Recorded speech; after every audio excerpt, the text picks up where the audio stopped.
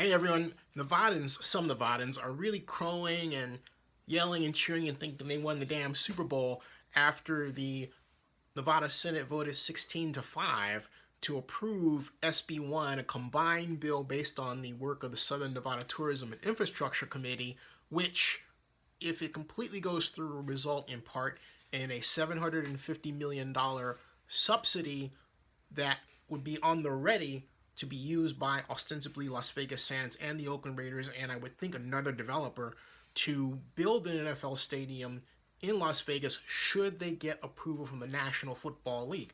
Now, tomorrow, the Assembly begins its vote. The number of people think it's going to pass through the Assembly. I, for one, can't wait for the NFL to look at it as a serious proposal. For this reason, I think the Las Vegas question has to be dealt with, but it's not just the Las Vegas question.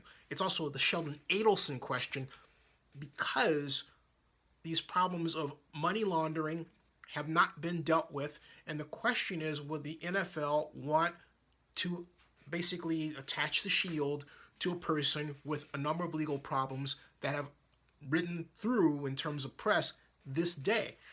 But what is most notable at this stage, this Wednesday night, is the giant sized number of people that have come out and denounced the senators in Nevada, talked about how stupid they believe some Nevadans are for backing it, and said all kinds of things about the people who've been in support of this, using words that I not only do not wish to repeat, but don't even want to think about.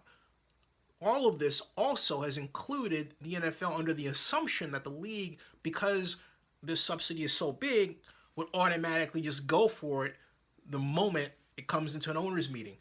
I am here to tell you, as someone who has 20 years, actually 21 years of experience in National Football League politics, it doesn't work that way. And I've seen a number of people time and again who thought they had a deal in place, literally crying. I'm talking about grown men crying when they didn't get a Super Bowl or when they didn't receive a stadium approval. I remember when Michael Ovitz spent 3.5 hours with then NFL Commissioner Paul Tagliabue, but didn't win the right for the 32nd NFL franchise to be Los Angeles. He lost to Bob McNair, who brought the Houston Texans concept to Houston and created the Houston Texans that we know today. So I can go on and on and on with stories of people who thought they had it in the bag, billionaires who didn't have it in the bag once all is said and done. So here comes, if the Assembly passes this, here comes, at some point, this Las Vegas proposal, which the owners will scrutinize, okay? Completely scrutinize.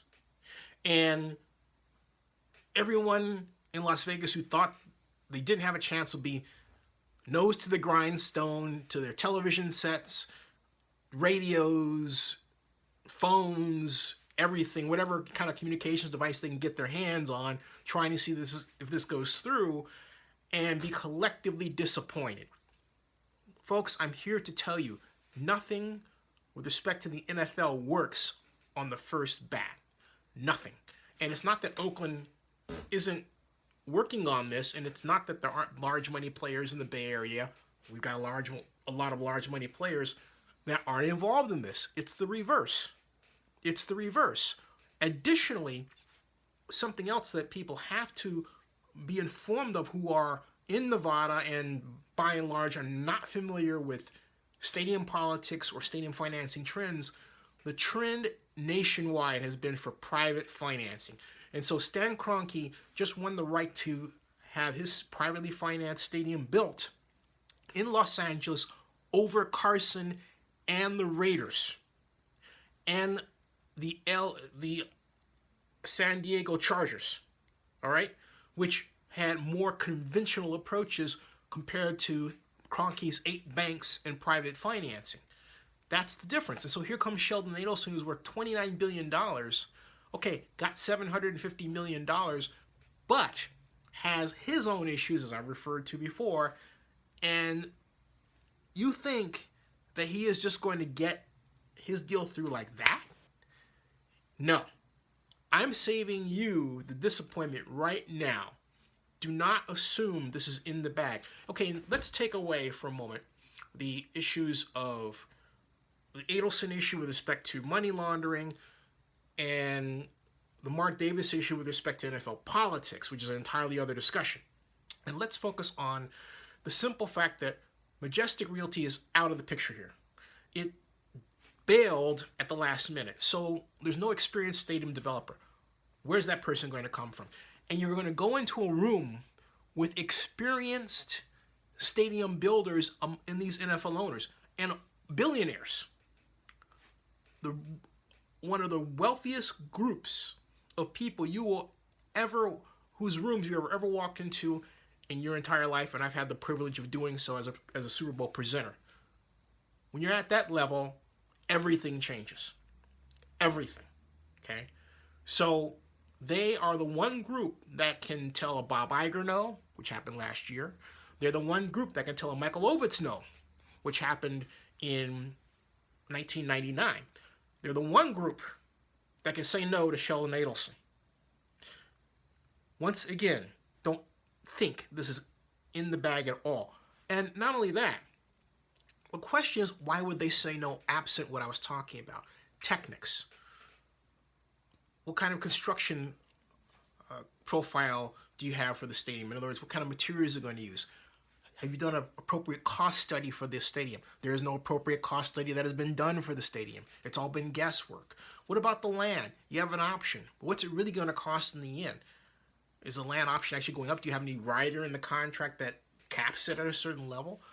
Those are two of a number of details that are going to come out of these meetings.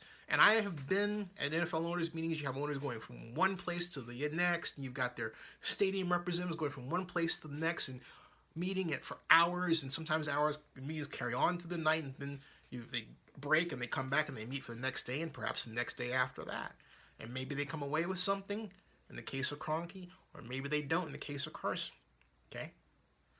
And then you've got Oakland, which has a cost study done. So the bottom line is what the NFL is setting up basically is a situation where they can say, okay, where is Oakland? And we're helping Oakland. Where is that? Then where is Las Vegas? Las Vegas has to be ready by January. This is October 12th today, and by the time this rolls around, you got October, November, December, January. That's not enough time. They've tried to rush this through, and you can't expect to get to the NFL owners meeting in January and be completely ready. They're not going to be ready. I'm just telling you how this works and what most likely will happen. Don't get your hopes up. Don't think you won the damn Super Bowl. You haven't won anything.